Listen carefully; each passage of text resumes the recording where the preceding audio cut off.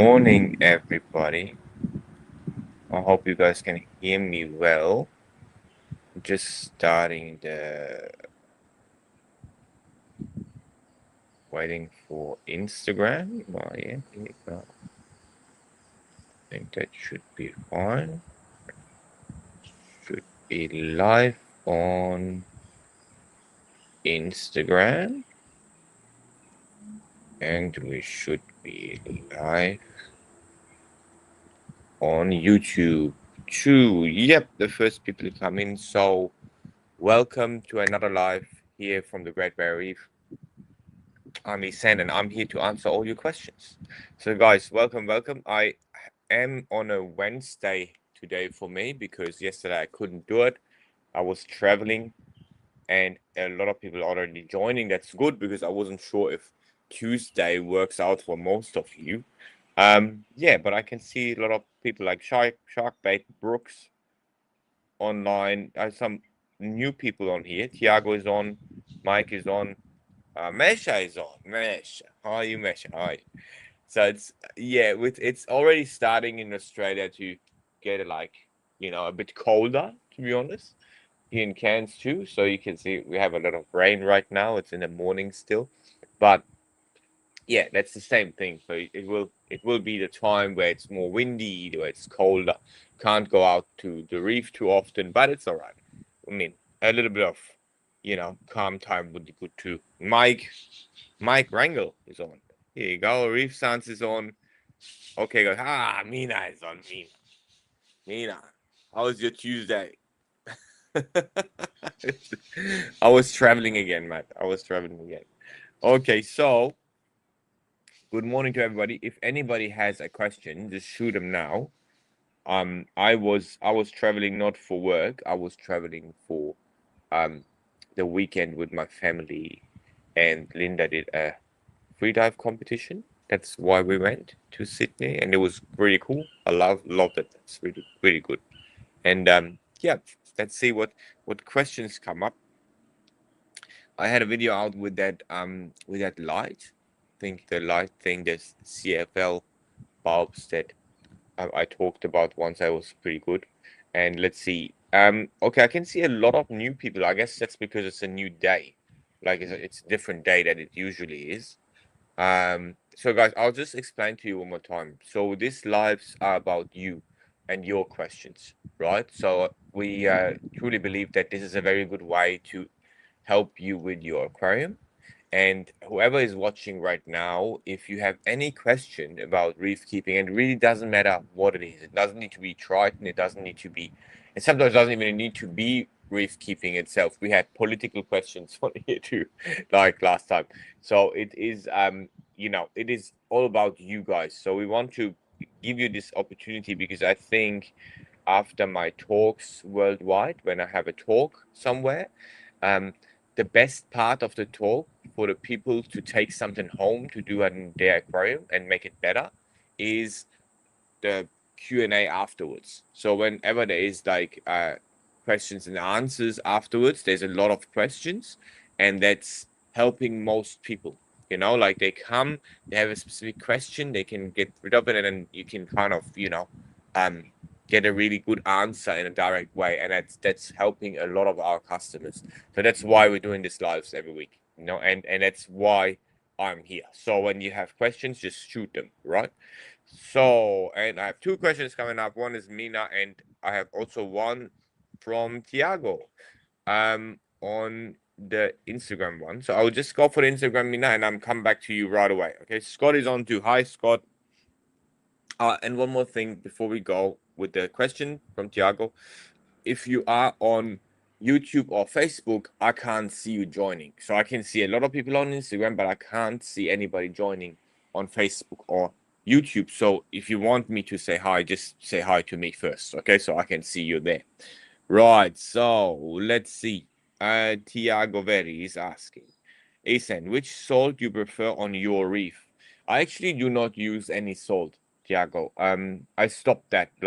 Obviously, I'm here. I have salt water, right? But also in Europe, I was using natural seawater. I was driving with a truck over to the North Sea, and that the lower point, like, there's Rotterdam, that's a Netherlands, a big city in the Netherlands, and the Rhine is gone in, the river Rhine, a big river, is gone into the ocean at one point, right? And below that point where it got, because the current is gone upwards, so below that point where the Rhine is gone into the ocean, you can take that water and use it, Tiago. So, yeah, Tiago is a very Portuguese kind of Portuguese sounding name, right? So whenever you are able to take natural seawater, you just take natural seawater. It needs to be clean. You need to sometimes know where to get it, but that is my preferred way of doing it, because not the salts are very difficult to get.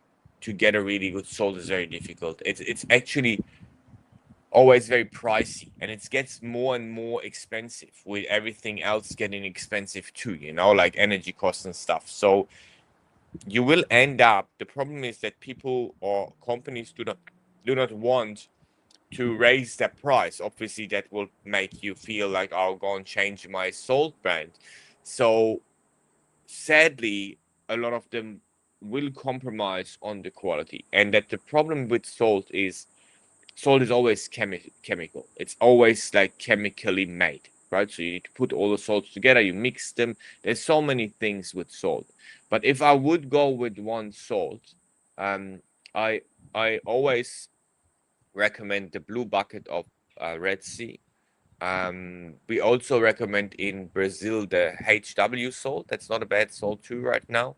The Nias salt was good when I was testing it still. So there's some ones that I would kind of in America. I don't really know. America is very I don't know. I just had no experience with American salts, right? But I can see a lot of people testing them with us. So, yeah, the Red Sea Blue Bucket, a very simple salt, is actually, when you're in Europe, I would possibly use that. Okay. So, what do we have? If that is. Yes. Yeah, Gallery Aquatic guys saying, hey, Anya. Yeah. Yeah, I agree. Like over years and years. I mean, I can look, it's so funny. I can just type in. So we have our data sets, right? Everywhere. We have obviously 5 labs around the world. So if I put in Red Sea, because people that test it, right, they call it Red Sea Blue Bucket, right? So they you know what I mean? Like they go online, they make a profile on the ICP side, on our backend side, and they call it Red Sea Blue Bucket Tropic Merit. So now after like 18 years, you just go in there and just say, give me everything red that is named Red Sea Blue Bucket, and then bam, you get like so many like realistic tests. You know what I mean? Like from people, and then you can make a information source of it for yourself and just get all the errors out and see if there is some craziness. But yeah, that's why we know which ones are consistent. That is a very good word, Anya, very good word. And that's why I actually recommend the blue bucket always. So I've started using AF Core Plus and it's great. Yeah, Tommy, the problem is, Tommy the fish guy. Um with salt, like you use it and it is great.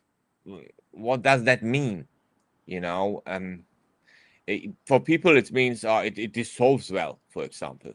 Um, for other people it means like, oh, they look in the tank and they think, oh, my corals pop up more. But that for a chemist or for somebody that is really doing it professionally, that is not the way you look at it, right? So you need to look consistency or stability, um or actually making things better in your tank is not visible for you. It's just like I'd use it and then see it, and then the next time you buy another bucket it could be completely different, because you consistency mean production consistency too, like the same salt. You don't know if you get the same salt, you know what I mean. The other thing is you can put stuff in salt that makes it look better, like to make your coral pop, but it's actually not good for your tank. So there's a lot of things, in between. It's very hard and that's a very good question people have, because they cannot assess what is good salt and what's bad salt. It's very difficult for you if you do not, and that's why they do a testing with us. So they send these batches to us to see, is my salt actually always the same, or because sometimes people are coming, oh, I'm doing always the same, I'm doing my water change every week 10%, and now but everything is crazy and everything, and just because the salt producer changed whatever source of sodium chloride he got, and he never tells you, so like it, and then you think, oh, I've been using this salt for 5, 6, 7 years now. What All of a sudden, what happened after my water change? It can't be the salt. It need to be something else. It need to be my food. You know what I mean? Like, it's kind of the way people, get used to things, and salt is a very variable thing sometimes. It is just, I can, like I said, I can see it. I can just grab it out of the extract that information out of the database we have, and that's a thing that you need to know. Okay, so I'm jumping on YouTube and Facebook. Guys, if you want to talk salt, no problem at all. Just keep going, and I'll jump in and answer you some questions there too. Okay. So Mina saying, great video on the CFL bulbs. My issue with them is that the refugium is too small, yeah, for so much light. It would illuminate my entire sump as waterproof LEDs. I can, okay, inside the refugium. Yes. Mina, nothing bad with that, like, if the LEDs work for you, then just keep going with them. Okay. Like, I know that.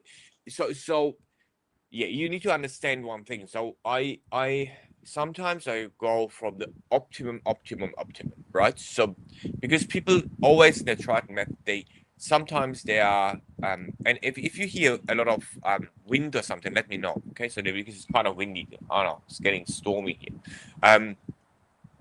So um what I try to do is give you the optimum, in my opinion, but it doesn't need to be always the optimum. When you go like 80% Triton method, you're already very successful. Like, when you look at my tank, like, I have like the ice fire echinata grown everywhere, just like I have echinata grown out of the rock, right? Like, it's a crazy tank, right? But to reach that, you possibly need to go through the 99% Triton method. But even if there's little things that you did different, it is still a very successful method. Most of the people are absolutely fine. So if the LEDs work for you right now, just keep going using them. Just for people that go T5 and they normally have the T5s and have issues with them, that's a very good way, because I really literally I couldn't get any T5s, So that's there's no issue with that, man. You can use your LEDs underwater, and you're right. Obviously, they are 130 watts, so they're very strong. There are no smaller ones. I didn't find any. I was surprised about all the growth on your refugium. Yeah, and I cleaned it. I cleaned it actually. I actually cleaned it several times, and it's still kind of just can't. There's no control. Like, that's what I mean though with your coralline algae. It is pretty much on the tank. It's like a thick layer. It's like it's really hard to clean too. It's yeah. It's just that's the way it is, man. That's the way. Anyway, so okay. I run out of my 500 millimeter trays. I add to my arrow. Yep. Do I just wait till my result came back from my ICP? I send it tomorrow. Scotty, just quickly, are you on a subscription, or is it just like milliliter? I think it's milliliter. Uh, or is it like you're adding stuff? If you're adding stuff, just wait for your ICP, right? And in both ways, you can wait for your ICP. It's no problem if you run out. But let me know if you're on this subscription, okay? And I will maybe answer you that a little bit better, because we handle things in the subscription different. We can even send you a rescue bottle and stuff, but I don't think you're on a subscription. It doesn't sound like that, because we also don't send 500 milliliter trace elements around. Okay, so question of Mesha is asking question about the organic product alpha. Is ammonia better is urea? Is that right? I can't tell you, Mesha. I can't tell you, but no, it is not right. It is not right, but I can't tell you what it is. Mesha, I'm sorry. I this is just not going to work. But I mean, it is similar things. I tell you one thing. It is always a mixture. So it is not one or the other. Okay, so it is always a mixture, and there is two more components. So not only urea or ammonia. There's two more components in them, and it is always a mixture, and it's about the ratio of this mixture that is either doing the one thing or the other thing. And mostly it is about not provoking anything you don't want. Okay, so it is about cyanobacteria or other things that grow, because as soon as you add nutrient to your tank, you need to be aware that you feed everything, not only your corals. Like you will go, everything will be happy. Everything means a lot of things that you don't want will be happy. So they will go crazy, grow everywhere. And the problem with nutrient support, and that's what people do not see, is that again, and I'll say it always in my lives, is that you benefit things that then kill your corals, because they normally suffer in the area of low nutrient. They suffer and corals grow there. But as soon as you give this too much nutrient, the the passive the passive pressure, that's what they call it, on the coral will grow, and that passive pressure can really be bad for corals. So it can be worse to add too much nutrient, because you create passive pressure, and it's less beneficial for the coral to get the food. Like that kind of benefit will be eaten up by the pressure. So you need to be very careful with adding nutrient. Just to let you know at the side. Um, is the DOC, Scott is saying, is the DOC test up and running again? Yeah, for a long time, mate. It's up and running again. So we always, when it's not running, when you go on to our website to put your barcode in, you can't. So it will actually block you and tell you that it's not running. As soon as you can connect the barcode, then our system is running. The same counts for ICP tests from specific countries sometimes, just to let you know. It is the way we work, right? So let's see. We have the Reefers Network is on. Hey, the Reefers Network. How are you guys? So a long time I've not seen anything from you. Gar Griffin is on. The Ulumu Reef is on. Hello. So let's see if there's any other question up here. Okay. Is it common for companies to change between batches? If so, who are the least likely to do this? Yes, Tommy, the fish guy. Yes, it is very likely for a lot of companies to change things to their production, and we do that too. But we do it because we're a chemical company. We do it in a very very, let's say, knowledge and yeah, what, I don't know the word for it, but what was it? Responsible? Yeah, way. So but yeah, it is about money too, like, so you can see a lot of them changing things when the entire economy changes, which is right now. So right now you feel it, everybody feels it, the problem that we have with the war, which is raising costs for fuel, and that is something where you right away see that things change in salt production, for example.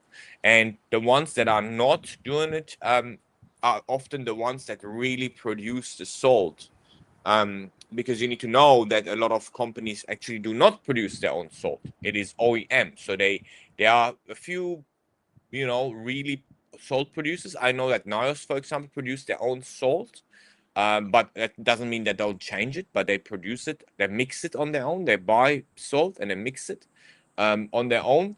But a lot of other companies do not do that. They buy salt pre-mixed and then they label it. You call that OEM production. So I can do it right away. I can just call a guy, he mixes my salt, give it to me in back buckets. He even puts my label on top of it, right? And I know that Red Sea in the past wouldn't do that. They were producing salt in Israel, and they produce salt for other companies too. So yeah, I think that these companies are most likely not to change too much, because as soon as you have a big production, every change is kind of hard. I can see that with our production. Every change is difficult, and you sometimes just swallow the cost, and just because that's more costly to change things. While, an OEM person wouldn't even have, he would be like you. He would be just a customer. So he wouldn't be even knowing that things change. That is one thing that you need to understand. So you have producers, but in our industry, we also have a lot of people or companies that are not producing at all. They just buy things from somebody else. And Triton got asked over these years, like million times, to produce for other companies, very famous companies. You know them. They all ask me, can you produce this for me? Can I have something like Core 7? Can I do this?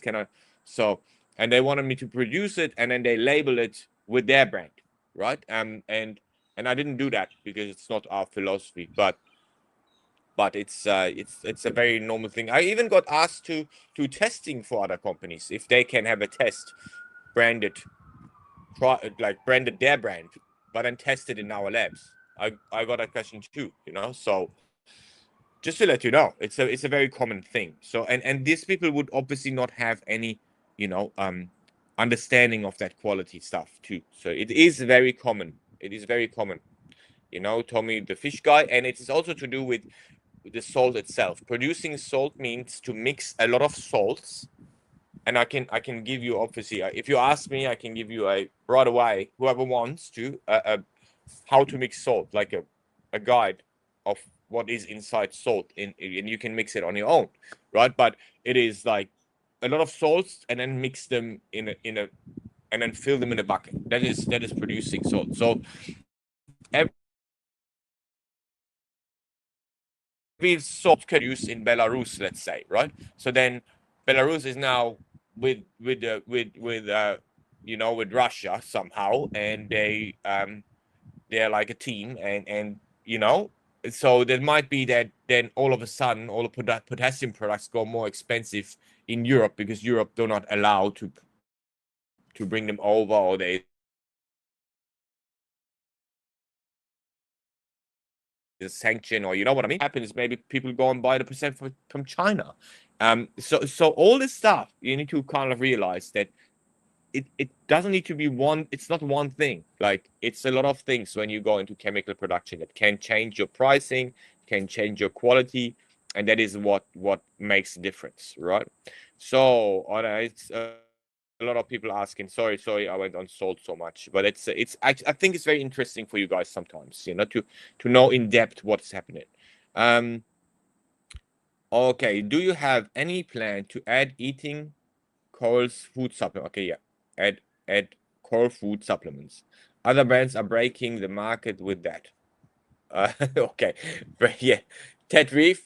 Um, we have a product that makes sense, that is infused, that is a carrier. So the problem with the foods nowadays is that they are not eaten. They just, you put them inside, and then they're gone into your skimmer or into your filter. They just don't get eaten. So we have that bridge. We have a product that carries the food into your coral, and that made sense, because you know coral live from light mostly, and to find out what they eat, or make it, we obviously know what they eat. I can see it every day here, but to make this in a bottle and send it to you, and make it have a shelf life that is long, is very hard. I really like live food, and that works. Like little Atemia, there are people, growing copper pods, things like that work much better than normal food. If you want like liquid food or liquid sources of product, the infused product. That is the only one in the market. That's a great product. You know, you just look it up. It's working really well, and then you can use any kind of food. You know, like I think this is the biggest issue. You know, coral live from a lot of things, and live food is the best one. And if we talk about SPS, for example, right? But LPS eat mud sometimes, you know, somehow. It's hard to say, but it is the way, you know, it is. So you just need something that carries it, that makes it feel good for them to eat, you know. So Joseph Vichetti. Joseph Vichetti, that's a good one. Hi, Ehsan. I just got my first mite bottle delivered.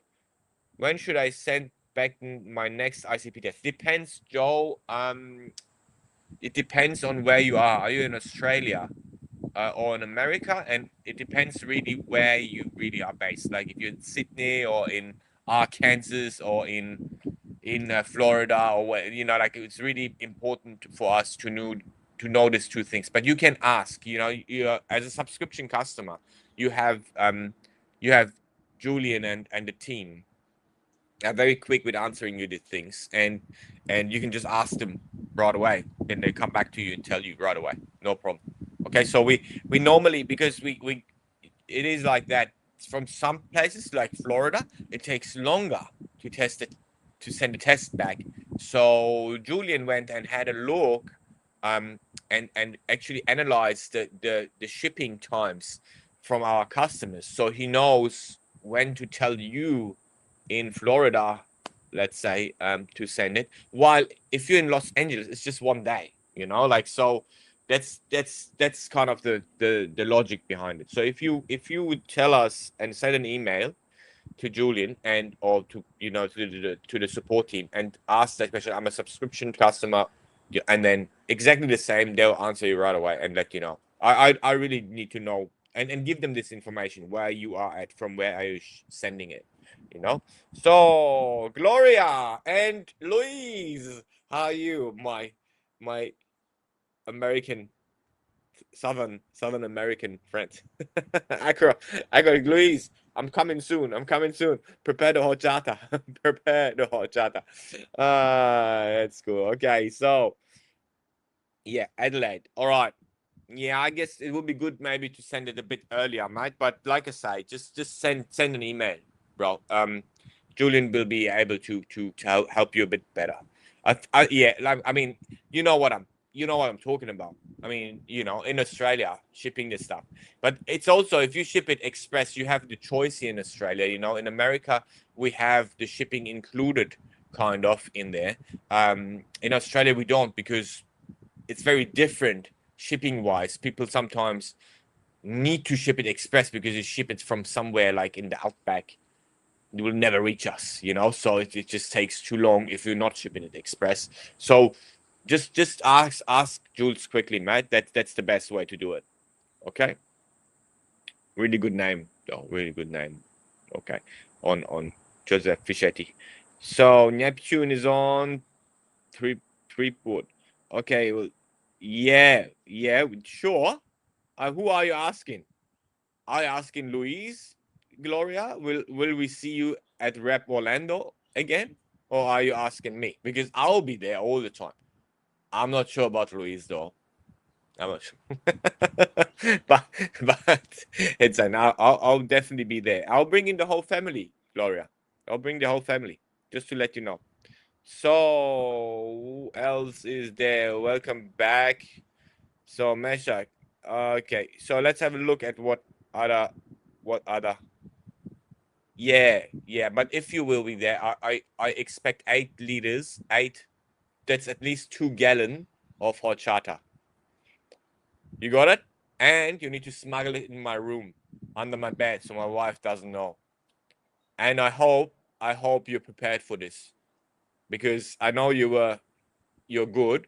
I know you're good. You obviously special ops, Luis, but my wife is hard. She'll find out. So you better make a plan, Luis. Make a plan.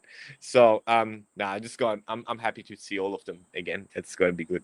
So can I add nitrogen products to my do-it-yourself Triton mixed elements. Mesha, you can. Yes, you can.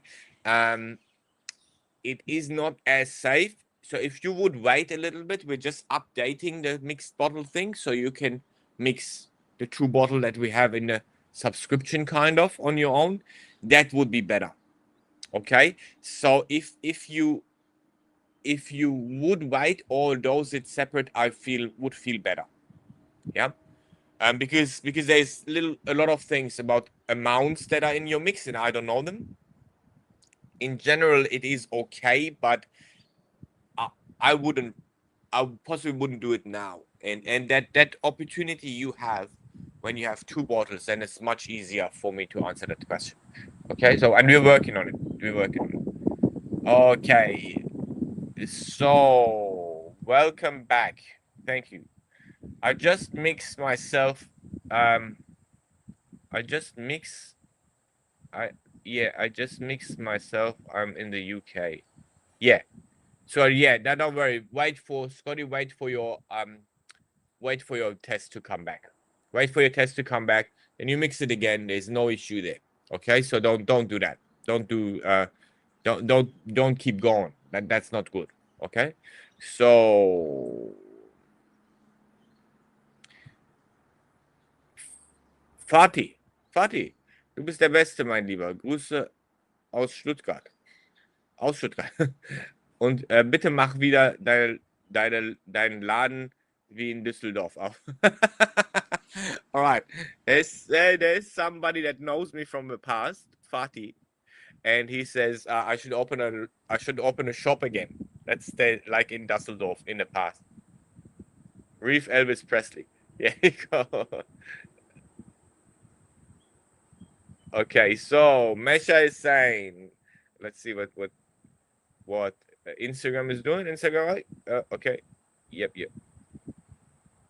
Okay, so he's saying just as a suggestion. I hope you build a full spectrum LED light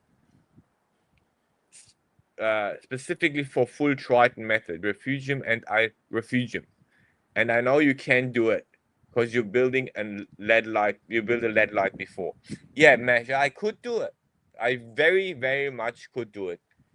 But because I sold my old light, I am not allowed to bring another light on the market right now. You know, so it is. I need to sign something that is not competing with the company I sold the light to. You know, the lighting lights. So I think I'm getting out of that time. There's a time specific thing, but yeah, I would like to do it. It's just expensive, you know. Mesha, the full spectrum light is expensive, and it would be quite a bit, you know, of expense you get there. It's might be not the best thing to do, you know.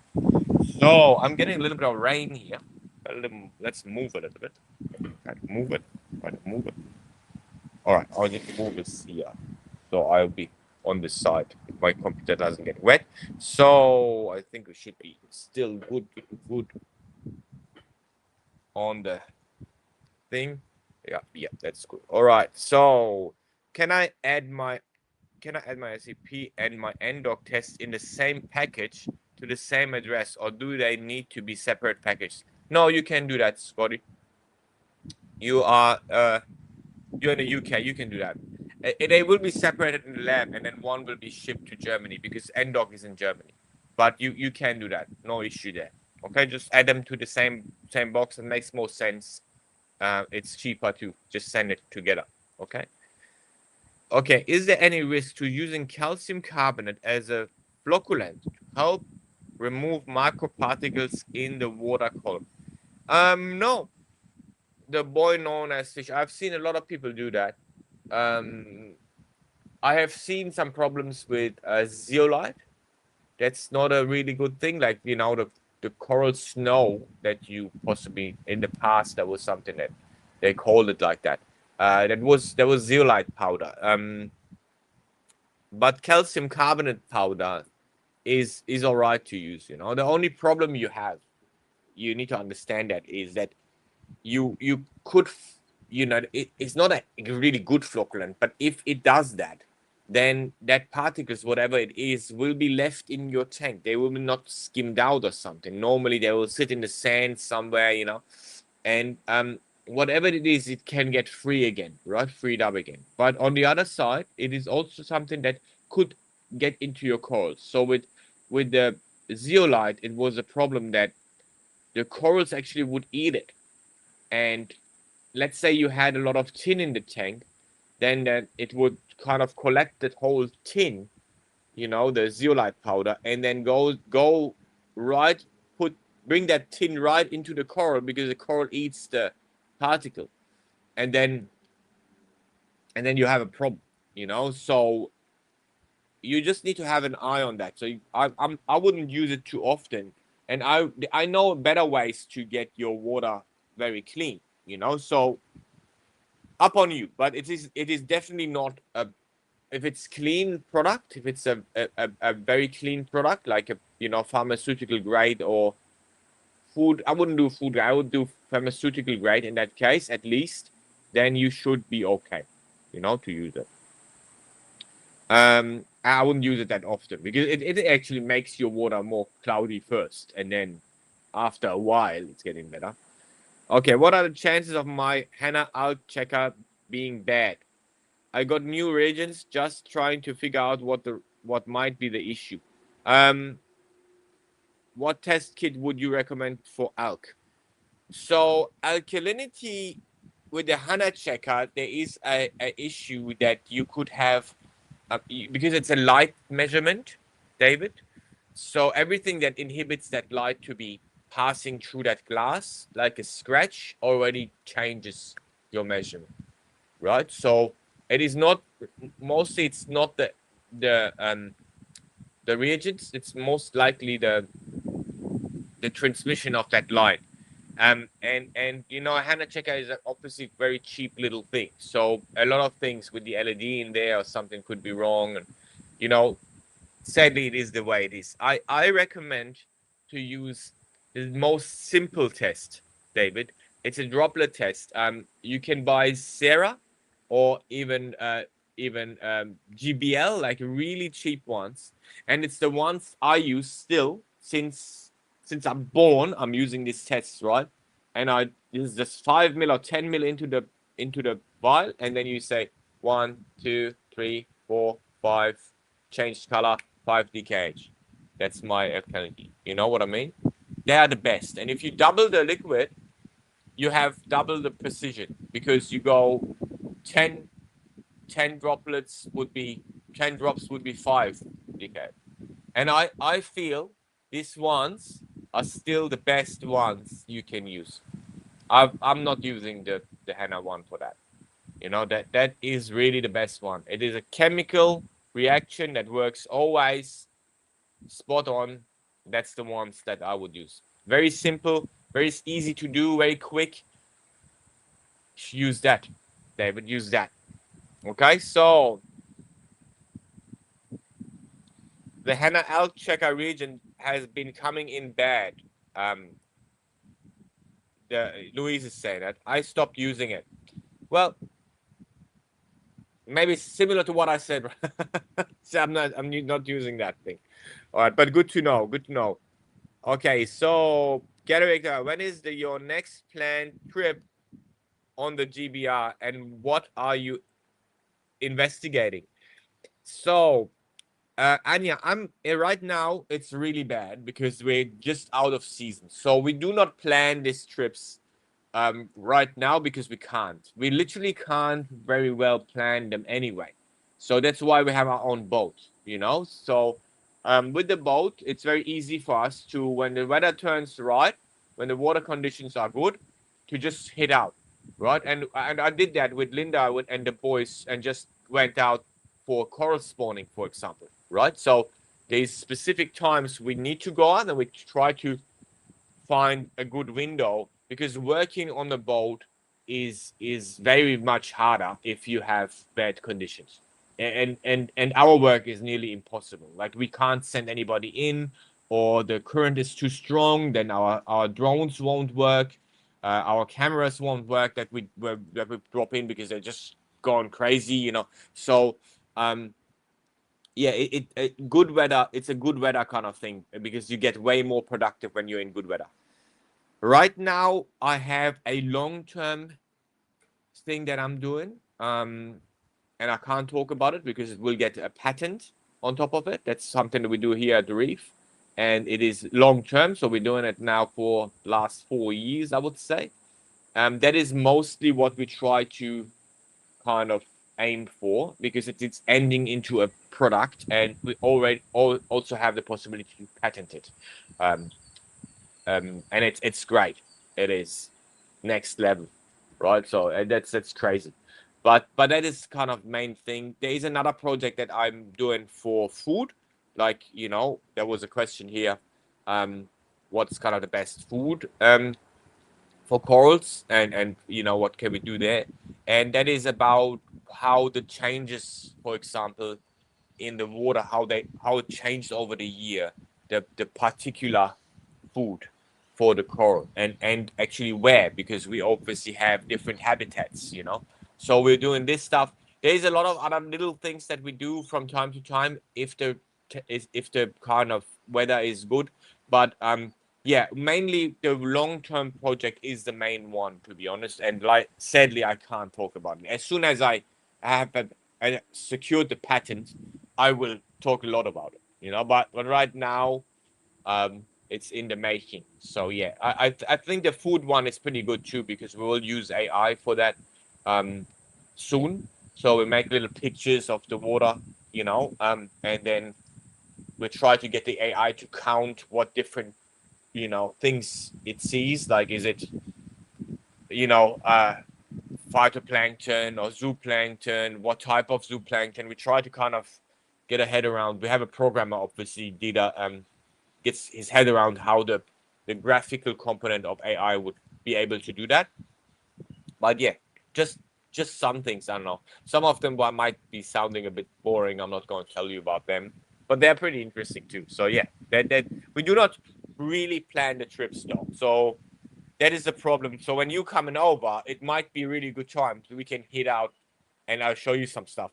But it might be like now, raining, stormy, and waves of 2 meters, and you can't go out at all. You know, just to let you know. All right, so I'll just check if there's other stuff coming up. Okay, Triton 2 bottle elements. Do you use through peak time or all day? Matt, you're asking about the 2 bottle solution for the subscription. We use them all day. Like, if that is what is peak time though? You need to explain that. What is peak time so I can help you a bit better. Matt Armstrong, 53. Griffin, Gar Griffin is a patent will piss the competition off nicely, lol. Yeah, that's what it's made for, isn't it? Yes, yes, yes. So he's on the peak light time. No, Matt. Just use them. Use them whenever. I would maybe use them if you use them once a day. Put them in either in the morning or in the evening. All right, just do that. No, don't go with light or whatever. Just evening or evening even. Evening is not bad. Um. Oh, greetings from Iraq. Hey, Matt. Nice to meet you, Matt. Greetings. So if you have a question, just shoot them, right? So I'm going to over to YouTube and Facebook because there's a lot of questions coming over there. So, sorry, can I ship my, yeah. Is there a risk to using Calvin now? That was already, David was done too. What's your thought on Aquavis cage monitor that doesn't use reagents? I think it's good. I think uh, Louise has it. Louise, you happy with that thing? If you're still there, Louise is on Instagram. I think Louise has that thing. I only hear good things. I'm trying to get my hands on one when we are in Orlando, or at least see one in when it's running, but I never used it, Alois. So you need to kind of check it out on your own. I've never used it. I have no Oh, I have the Brazilian Aquarino. Yeah, Aquarino. I've heard about that one too, the Brazilian one, and I was actually the first one, you know, Luis. So when I was setting up the lab, he already had it. Um, and I wanted to see that thing too. So yeah, Jeff is having it, and he will get me one. But you never use the other one, the Aquavis one, Luis. Just let me know your, because I don't have used any of them. Um, thank you. We hope to start our business soon with you. Yeah, Matt. Send us an email. Quick, mate. So that's good. That's Iraq. That's nice. Yeah. I hope to. Just keep going. So sounds good to me. Two ball. Oh yeah, that Matt is on board. Okay, so thank you, Ehsan. What other method do you suggest for water clarity? The boy known as fish. Water clarity comes with filtering animals for me. So I try to not interfere with my tank because you need to build up that little particles. Then you will have something in the reef normally to eat them, but it will come later, right? You know, so I'll do it that way. My water is crystal clear, um, and I'll do it that way. I do it the biological way. It is the best way. It is the best way. You know, so for me, wait a second. My Australia, Starbucks Australia. Let's see, just to make sure, you know. Um, yeah, it is the best way for me. So I'm not using any filter socks, any mat, nothing, zero. And then you wait, and it sometimes take like 3 to 4 months, but then all of a sudden it gets crystal clear. And you, if you want crystal clear, do not put anything in that you know, like my gobi, the my sand shifting things, you know, like no, you know, you know what I'm talking about. No fish that move the sand all the time, and you know all this stuff. That's obviously not helping your water clarity. It won't be clear. It never will be clear, right? But this is kind of what I'm doing, you know, and I was always very happy with it. Really doesn't need anything else. Just a little bit of patience, you know, and that's it. Is there okay? So let's see. Just quick. Okay, so Luis, you listen to this, Alois. Luis is saying, yes, I had the Aquavis too, but the Aquarino is way better. Okay, just to let you know, that's what he's, yeah, because it is the first one, in my opinion, too. Luis, it was the first one, you know. So he was the first one. I think I hear the same thing from Jeff. So Alois, you hear that? Just for you, check out the Aquarino too. Okay, is there a bench top tester that you would recommend for use uh, to have as an alternative to HANA P tester? Yes, I would go with my eyes. So you know the HANA checker is good because it uses not your eye to detect as a detector. It uses a you know a LED and a PCB and whatever, like just it's just electronic, right? But a sensor. But I like to use my eye. You know, I literally like that.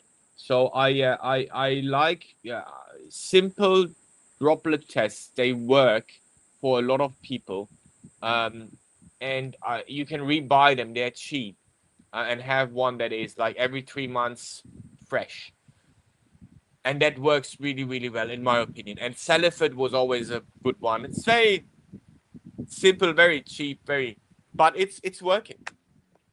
It's fine. You know, you can have something like that. It is never going to be precise, and accurate. But you get used to your eye gets used to it. You get used to what errors you have in your eye, and then it's fine. You know, and they always work. It's not like, you know, but the HANA checker obviously P is good too.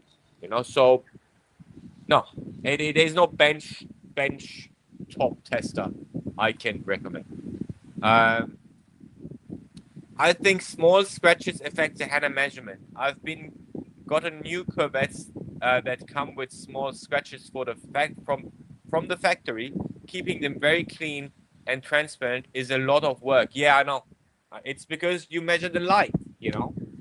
It's always the same thing with analytics. There are things that affect your measurement, and that is I've said that before. Alternatively, the same thing. So, do you know where I can find those test kits in the US?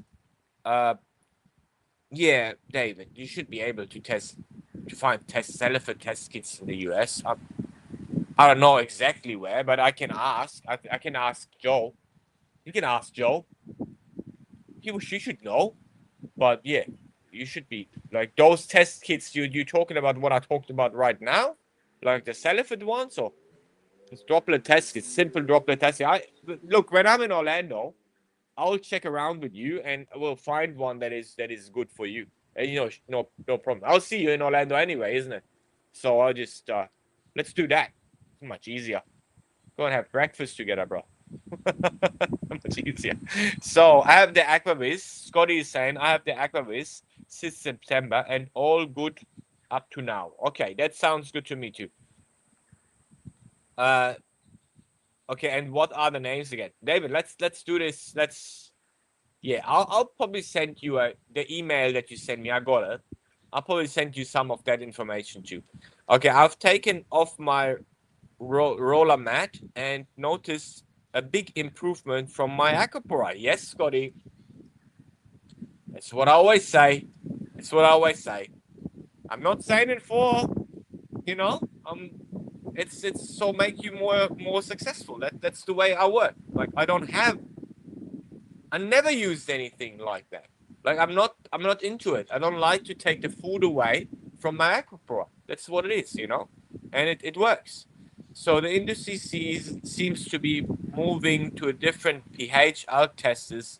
Not many on the market now, but I hope to see more options and lower costs soon, giving the simplicity of the systems. Yeah, yeah, I don't think they're gone away. You possibly just don't. You're not able to buy them in an LFS because they're pushing towards another thing. But look, Mina, what I realized in this hobby is that things come and go, but the ones that work for people, they stay. And that is the case for the Triton method. That's the case for ICP testing. That's the case for a lot of things. And I've seen things come back. Like Cult was. It is the way it is. So wait, I'll have a lot of rain from the side. I'm just actually getting wet, but it's all right. I'll keep going for a little bit longer. There's some more, so I'll just jump on the Instagram one, and then I think I will close that one here. And I'm getting wet right now. So let's see what else we have. My screen is wet. Oh, my computer is not going to break. So Pulsar Reef. So, CJ, I don't have one yet, but I will. I always hear very positive options on the reports about the Aquarinio KH. Yes, me too, and I will get one too. I think I'll get one too because I think Jeff already is planning to send one to me. So, Ehsan, can you explain the difference between ICP total phosphate and autophosphate? Yes. Um, should be pay attention to ICP phosphates even if it's measuring total phosphates. Should ICP phosphates okay should be pay attention to should we be paying attention maybe to ICP phosphates even if it's measuring total phosphates? Yes. So you need to be careful, Luis. Because I'll try to I separate them in different ways. Okay, so leave the autophosphate as a word away because that is something out of total analytical chemistry, and I don't like it to be, in this kind of. It just sounds too much scientific. So let's talk about ICP phosphates in a different way. So there's three forms of phosphates, right, in your water. or in seawater, and might not be in your tank water, but in seawater. And that is the reactive phosphate, which is the phosphate that you that reacts with things. Let's say that's the phosphate normally measured, the bad phosphate, the phosphate you don't want to be high, right?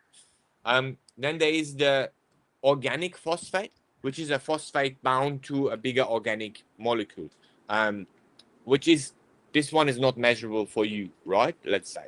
And then there is the particular phosphate. So there is phosphate bound to particles, and the particles can be different sizes. And science shows that they are distributed in ocean water in 33%, like 333. So it's around 9 in total, and ppb, and it is 3 ppb, 3 ppb, 3 ppb, right? In ocean water. So these phosphates, though, they change form. So the particular will break down and maybe be organic phosphate. The organic phosphate will break down and get reactive phosphate. But also the opposite way works. So it might be organic phosphate moving to be combined with a bigger molecule, getting organic phosphate, and then the organic phosphate get clumped up more and more and get a particle and get a particular phosphate. So it's all phosphate. They're all moving back and forth, sometimes faster, sometimes very, very slow. And all of them are in your water. So what we test with our ICP is mainly the two first ones. So we're actually not testing total phosphate, if you want to be clear, right? Because the particular form will be only tested in the ICP when it's a specific size, right? Because it can't travel to the plasma because it's a particle. It will possibly be filtered out beforehand or not get into the little bubble that is then walking into the plasma. So the particular one is actually not really tested because it is bound to the particle size. That means we're not testing total phosphate, right? Or phosphorus. And you need to understand that, right? And what we do mainly is we're looking at the organic phosphate and the reactive phosphate, while you people at home normally only test the reactive phosphate. So that difference is important for you to know, because it can be that we measure very high phosphate amounts and bring it back to you. So we say, oh, your phosphate is 0.1, while you only measure 0.05. That means that 0.05 of the measurement could still be organic phosphate that you cannot measure, which is not bad. In that case, you just get your skimming wetter. A more efficient skimming helps with organic and particular phosphate. So that's the only thing you really need to know about it. There is a lot of other things that I can tell you scientifically, but it's not making sense for you right now in a way of using it in your aquarium. Using it in the aquarium, that's the main differences between the phosphates, right? And there's other little things, but that's just accountable for, like, let's say, 5% of the people having an aquarium need to know that. Maybe I'll tell you, but it's mainly that about ICP and phosphate. Okay, let me just get that. Right. So, I mean, above, if we should be paying attention to total phosphate instead of the test kits autophosphates. Yeah. So just to let you know, like, just go. It is pretty much what I said. Don't worry about the rest. Just this is the way it works. This is the best way of explaining it, in my opinion. Okay. So Nick Wood, Doc Wood is on, Sandy's on, Seafarm Marine is on. Here you go. So guys, if you have one more question, shoot it. We're running 1 hour already, and I'll just check the other side, YouTube and Facebook, and I will take one more question, no problem. Okay. And well, okay, I have taken off my rotomat. Yep. Okay, Mina is asking. The industry seems, no, that's all. Okay. For okay. Okay. Okay. Computerized differential pH systems for alkalinity. Agro is alkaline. Yeah. No, that's fine. Yeah. Mina, thank you. No, Mina has no question anymore. So, okay, this is the one. Louis' last question. Okay, so let's say our ICP test show up at 005 and our test kit show up 0. Should we have concerns or not? No.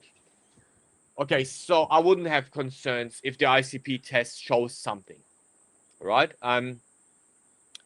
The so okay, so there's two things to this. One is the low level measurement of your test kit.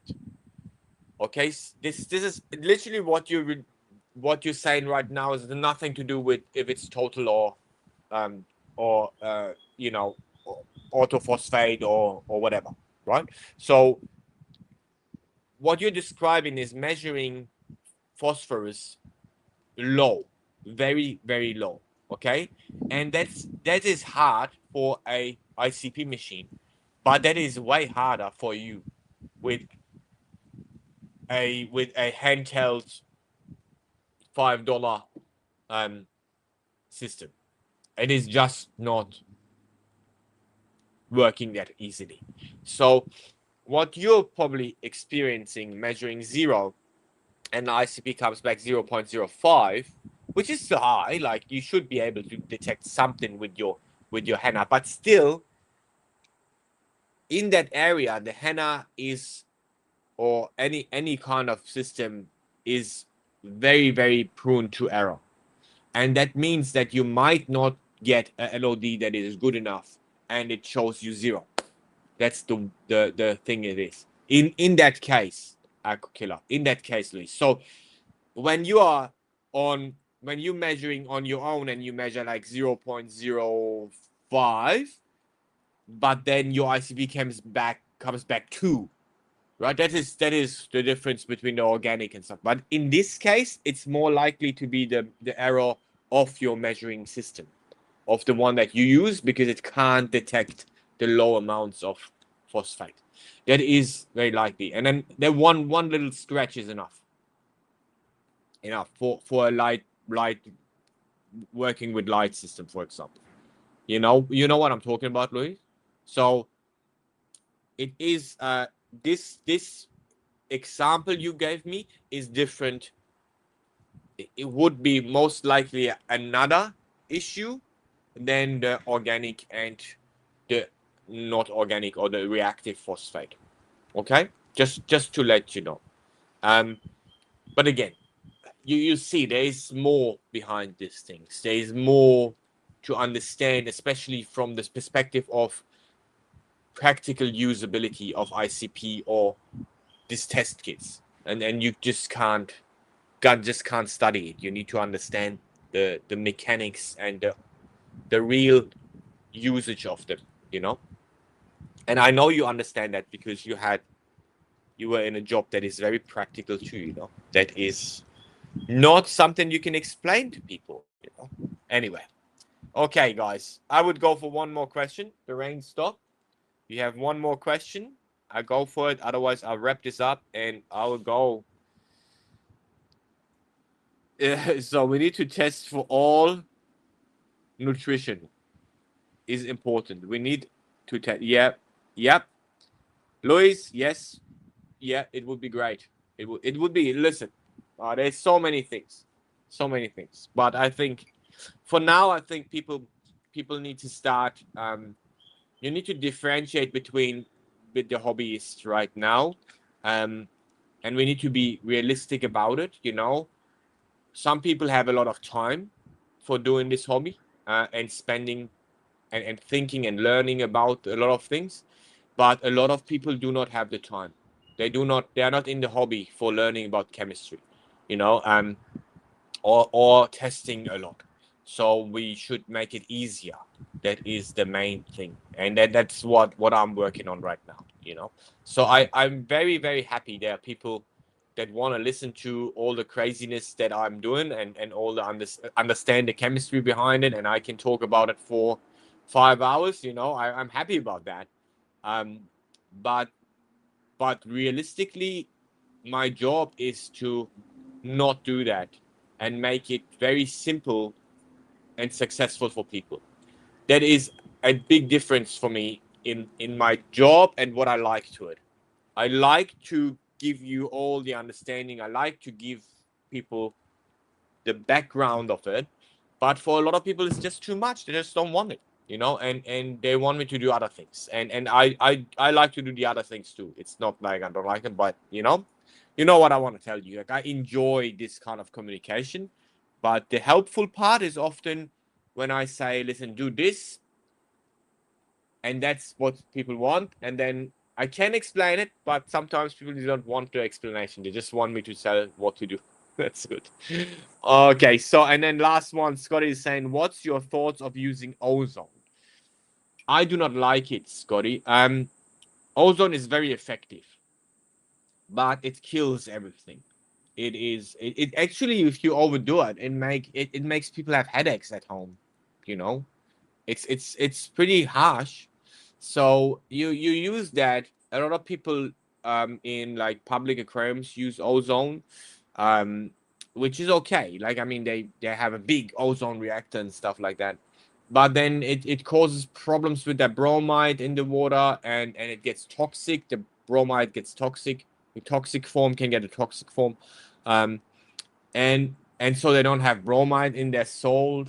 So there's a lot of things these guys do to kind of inhibit the bad sides of it. But the worst thing is, Scott, it kills everything.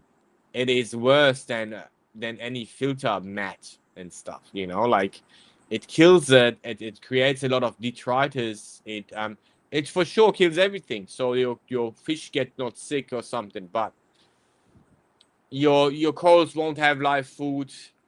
It's just making things harder, in my opinion. And you can have the benefits of ozone with, for example, having carbon on your tank, which takes all the yellowish out of your water, which you can use. You have healthy, if you have a healthy system with fish that feed a lot and good food for them. You won't get them sick. They won't be sick. None of my fish is sick. Like, it's just. I think that's the better way to do it. I do not like ozone. I can't recommend ozone on a normal fish tank, and I don't like it. Only in very, very, very bad situations to recover something. Like, you have a super bad outbreak and all your fish are kind of sick and dying, then I would use it, but not beforehand. It's like a last resort, that kind of thing. Like, last thing I would use. Okay, good. Okay, but if you use ozone for a few hours a day, wouldn't that be beneficial? Nah, it just kills everything. Look, the Alois, it's about killing things. So if it's not efficient, if it doesn't kill anything, right? So I don't know. You could try that. It's definitely better than running it all the time, but yeah, it will definitely reduce the life in your tank, and I do not like that, Alois. But Matt, if it works for you, it's just my opinion. I don't know everything about every tank at home. You know what I mean? Like, I give you the background of it, and you decide and you try. It sometimes it may be good for a tank to kill stuff, because it's not good stuff. Like I say, if your animal skin is sick, it obviously works wonders on parasites. So that's just not everything is bad or good. It's everything has downsides and benefits. Everything, right? And you need to balance them out. That's what you're doing in reef keeping, and I think it's you're doing that all day with everything anyway. Okay, good. So I think I'll close this now. So there was two last kind of questions, but it actually was about ozone. So if you guys enjoyed it, I hope you enjoyed it. And I hope I can see you next time. I'm sorry that it was a Wednesday, but I couldn't do it yesterday because I was still traveling. So next time will be Sunday again, in my opinion. So your Saturday. Stay tuned, and there will be some videos coming out too. And I hope to see you guys in the next live, and you enjoyed it. And if you have anything you want to, maybe you forgot or something, and I should put into the next one, just send me an email. Let's work in two. I think one guy did that last time. That was pretty good. All good. Okay, guys. Have a good one. I'll go not getting wet anymore. Okay? Take care, guys. Have a good one. Bye-bye. Bye.